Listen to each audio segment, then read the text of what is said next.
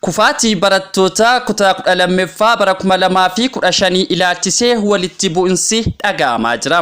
Akkam jirtu hordoftoonni eebbaa broadcasting. Warreen maatii keenyan ta'an amma subscribe gochuun mallattoo bilbilaa tuqaa komentii jalatti yaadaaf qeeqa qabdannuuf share gochuun hiriyoota keessan bukkee geessisa.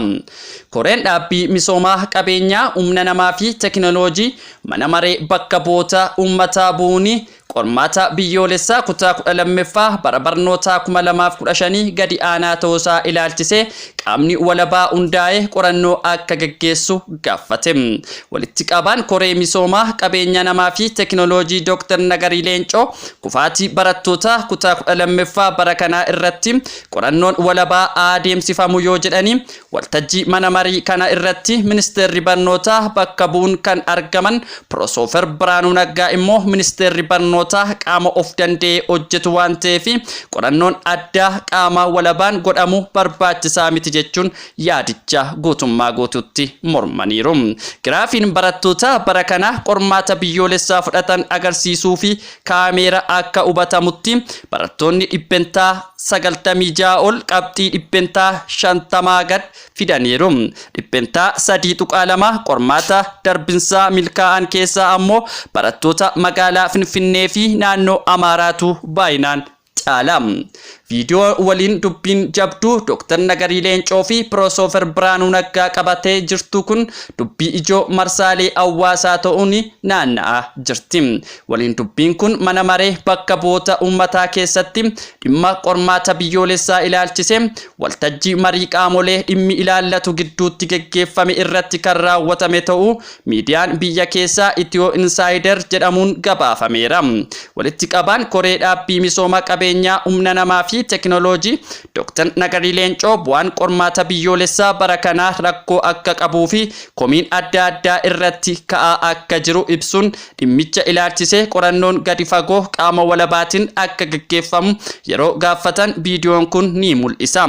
Ministeerri barnootaa biyyattii Profeesar Biraanuu Naggaa ammoo haasaa Dr. Nagarii Leencoo adda kuchisiisuun ministeerri barnootaa qaama of danda'ee socho'u waan ta'eef qorannoon qaama walabaan godhamu hin qabu jechuun deebii kennaniiru. Itti fufuunis ministeerri barnootaa dhimma kana ilaalchisee qorannoon akka ifoomse ibsuun qorannoon dabalataa barbaachisaa akka hin taane himani. Dr. Nagarii Leencoos dubbii Profeesar Biraanuutiif deebii yeroo kennanitti bu'aan qormaataa ifoomuun torbanoota akka hin caalle yaadachiisuun yeroo gabaabaa kana keessatti qorannoon isaan gaggeessan sirrii akka hin taane ibsuun dabalatas qorannoon jedhame tokko akka isaaniif hin dhiyaatin ibsani. Waliin dubbiin hooggantoota dhaabbilee mootummaa olaanoo gidduutti adeemsifame kun ijoo marsaa hawaasaa ta'ee jira. Rogeeyyiin adda addaas yaada isaanii dubbii kana irratti kennuu itti fufaniiru. Ministeerri barnootaa qorannoo qaama walabaan adeemsifamuurraa maaliif fedhii dhabe gaaffiin jedhan illee dubbachuu hordofuun dhiyaachuu itti fufaniiru. Bu'aan qormaataa biyyoolessaa kutaa 12ffaa bara kanaa fi bara darbee adeemsifameen magaalaa Finfinnee fi naannoo Amaaraarraa kan hafe Oromiyaa fi naannoowwan kaan keessatti barattoonni harka caalan kufaniiru. Bu'aan qormaataa bara kanaatiin ammoo manneen barnootaa sadarkaa olaanoo qabaachuun beekaman hedduun illee kufaatiif saaxilamaniiru. Dhimmi ijoo fi mata dureen oduu biyyattii ta'e ammoo akka biyyattiitti barattoonni dhibbentaa 96.8 qormaaticha otoo darbiin afuun isaaniiti. Durataan koree dhaabbii qabeenyaa humna namaa fi teknooloojii mana marichaa Dr. Nagarii Leencoo ministeera barnootaa sababa bu'aan qormaata biyyoolessaa kutaa 12ffaa gadi bu'uu fi jumlaan qaama hundaa komachuun sirrii miti jedhaniiru. Kanaaf ministeerri barnootaa akka dhaabbata hergama barsiisuu fi qormaata qoruu qabu tokkotti itti gaafatamummaa guutuu fudhachuutu irra jira jedhaniiru.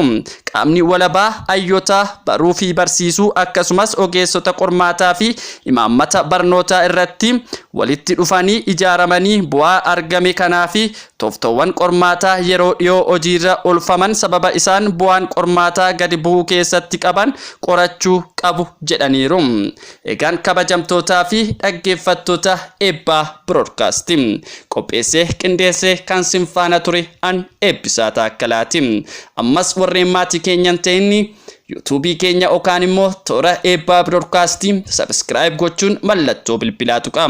Komentii jalatti yaadaaf qabdan nuuf gaa share gochuudhaan hiriyoota keessan bukkee geessisaa. Waan nu faana turtaniif guddaa galatooma.